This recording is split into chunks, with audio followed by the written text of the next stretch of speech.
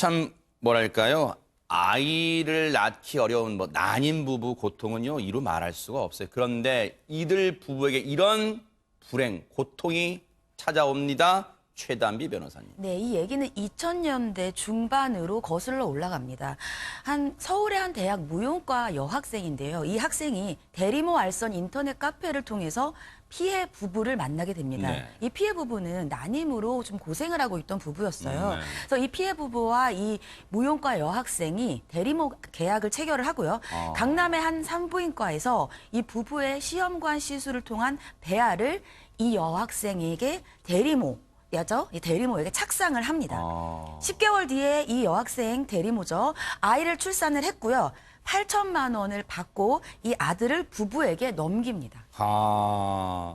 그런데 최단비 변호사님, 대리모라는 게 현행법, 지금 국내에서 인정이 되는 건가요, 일단은? 아니죠. 왜냐하면 이 난자, 정자, 아니면 대리모의 자궁 이런 것들도 다 사람의 신체이고 굉장히 소중한 것이기 때문에 이런 것들을 매매를 할 수가 없어요. 그래서 불법입니다. 네. 그래서 이 대리모 여학생이요. 이 부부가 근데 재산이 많다는 것을 듣고 알게 돼요. 여기에서 착안을 합니다. 내가 해준 계약이 불법인데 그럼 내가 이것을 통해서 이 부자인 부부들에게서 돈을 뜯어내야겠다. 이렇게 생각을 합니다. 네. 그래서 부부에게 전화를 걸어서요. 네. 3천만 원을 주지 않으면 이 부부의 부모에게 내가 알리겠다. 그 아이는 당신들이 낳은 아이가 아니라 내가 대리모를 통해서 낳은 아이인 것을 알리고 대리모 출산 사실을 폭로하겠다. 이렇게 협박을 하고요. 아하. 결국 이 부부가 대리모에게 3천만 원을 건넵니다. 아하. 하지만 협박이 여기서 끝나지 않았어요. 세상에. 계속해서 이 여학생은 대리모인 여학생은 돈을 요구하면서 부부의 직장에 가서 난동을 피우기도 세상에. 하고요. 무려 5년간 37차례에 걸쳐서 5억 7천만 원을 추가로 뜯어내서요. 원래 계약금이었던 8천만 원의 약 8배에 달하는 돈을 뜯어내게 됩니다. 아니, 진짜 돈도 돈입니다만 저 피해를 당하신 부부의 정신적 고통이 이만저만이 아니었을 것 같네요. 5년마다 전화만 보면은 이 사람일까? 심장이 벌렁벌렁 할 거 아니에요. 그러다가 회사에까지 찾아와서 자신의 사회적 위신까지 떨어뜨렸지 않습니까? 그런데다가 이 사실을 제일 아마 걱정이었던 게 아들이었을 거라 생각이 들어요. 아하. 아들이 이 사실을 알게 그러네요. 됐을 때 부모를 어떻게 생각할까? 자신들이 어떻게 생각할까? 이거 아들한테만은 알려지지 않아야 될 텐데 그러네요. 하면서 아마 전전긍긍을 하셨을 것 세상에 같습니다. 그런 생각 진짜 했을 것 같아, 이 부부들은요. 그러면 세상에 무려 5억 7천만 원, 5년간 37차례 걸쳐서 5억 7천만 원 뜯어내고 나서야 그러면 이 여대생의 이 행각은, 협박의 행각은 멈췄습니까, 최단비 변호사님? 아닙니다. 이 대리모의 협박은 여기에서 끝난 게 아닙니다. 더욱더 협박은 지금 목을 조여오는데요. 아유. 먼저 내가 법적으로 그 아이가 내 아이인 것을 인정을 받아야겠다라고 하면서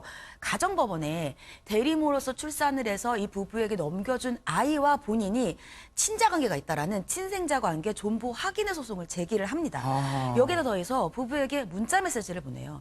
만나주지 않으면 언론, 블로그, 매스컴을 통해서 망신당할 줄 알아라. 세상에. 내일 5천만 원을 보내라. 그러면 소송도 인터넷 글도 바로 그만두겠다라고 하고요. 여기에다 끝난 게 아니에요. 각종 웹사이트에 허위 사실의 내용의 글을 올립니다. 뭐라고요? 어떤 내용이 올리냐면 내가 개되지만도 못한 취급을 당했다. 한 부부가 나를 구워 삶아서 내가 낳은 아이를 나에게서 뺏어갔다라는 허위의 글을 올리면서 네. 추가로 돈을 요구했는데요. 그 돈의 액수가 무려 6억 5천만 원에 달했고요. 세상에. 하지만 부부는 더 이상 이렇게 협박에 끌려날 수가 없었습니다. 그래서 이 추가적인 돈을 거부를 하고 지난해 대리모를 고소하기에 이릅니다.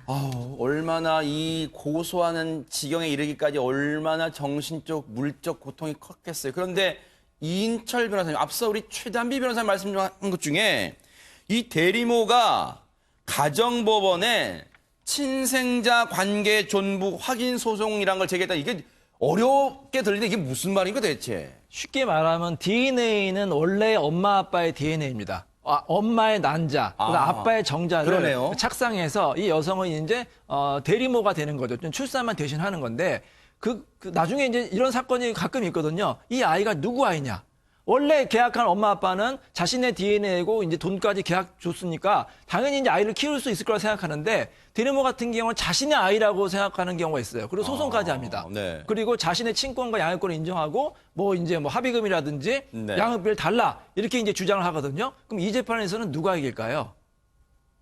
부부가 이겨야 되는 거 아니에요? 네. 도의적으로? 대부분은 대리모가 이깁니다. 세상에. 왜냐하면 우리 민법에는 출산으로 그 사람이 어머니가 된다는 규정이 있어요. 이게 굉장히 옛날 규정이거든요. 이 시험관 아이 이거를 생각 못한 규정이에요. 대부분 대리모가 이제 이기는데 네. 물론 대리모가 아이를 사랑해서 그럴 수도 있지만 또 어떤 경우에는 이 돈을 받기 위해서 하는 경우도 있을 수가 있어요. 지금 이 경우처럼. 그리고 네. 자녀의 복리를 생각하면 아하. 누가 키우는 게 자녀의 행복을 위해서 좋습니까?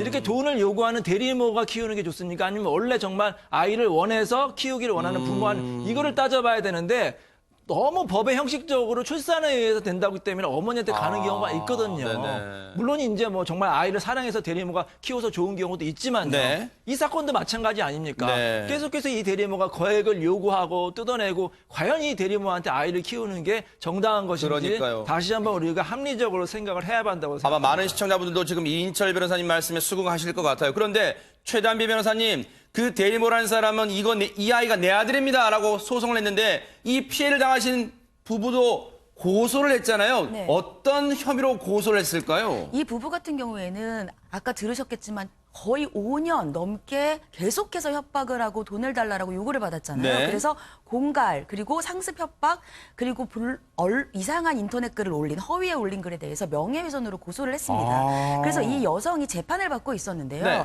이 여성이 재판을 받던 도중에 구속이 됐습니다. 아, 그래요? 이 법원은 어떻게 얘기를 했냐면 네. 도주의 우려가 있다라면서 법정 구속을 했는데요. 이게 굉장히 좀 특이한 케이스인 게 보통은 여러분들이 보셨을 때는 검찰 단계에서 구속영장을 신청을 해서 구속이 된 상태에서 재판을 받는 경우도 있고 아니면 불구속된 상태에서 재판을 받다가 법정에서 보통 구속이 되는 건 판결 선고 나면서 너는 유죄다라고 하면서 법정 구속을 하는 경우가 그렇죠. 있어요. 근데 이 사건은 아직 구속된 상태에서 아니라 불구속된 상태에서 재판을 받는 와중에 유죄 판결이 나지도 않고 허허. 재판을 받는 도중에 구속이 된 거예요. 어. 그렇기 때문에 네. 굉장히 이례적이다 이렇게 볼 수가 있습니다. 아하. 그런데 이 와중에요. 대리모의 가족이 한 언론사와 인터뷰를 했다는데 대체 무슨 내용이었습니까? 이인철 변호사님.